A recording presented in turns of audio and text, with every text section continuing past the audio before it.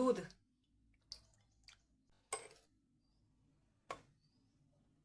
हनी, गुळ, तूप, दही, हे केळ. नमस्कार मंडळी, आईचे किचनमध्ये तुम्हा सर्वांचं मनापासून स्वागत आहे. आज आपण गणपतीसाठी पंचामृत करत आहे. दही,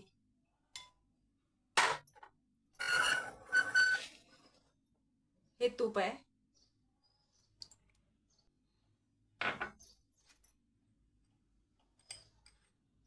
हे हनी मध आहे,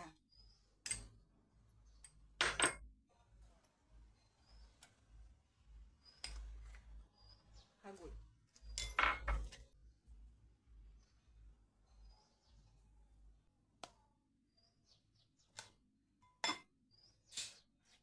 हे पंचामृत खाण्यासाठी अतिशय स्वादिष्ट असून हे शरीराला बलदायक आहे. पंचामृत हे पचनास हलके असून शरीराचे बळ वाढवणारे आहे. असं हे पंचामृत तयार झालेलं आहे. यात आपण दही, दूध, तूप, गुळ, मध आणि केळी असं हे घालून अगदी व्यवस्थित त्याचा एकजीव असं करून हे गणपतीच्या नैवेद्याला पंचामृत तयार केलेलं आहे.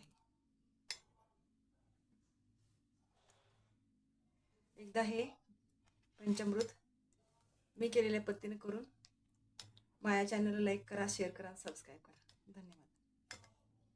धन्यवाद.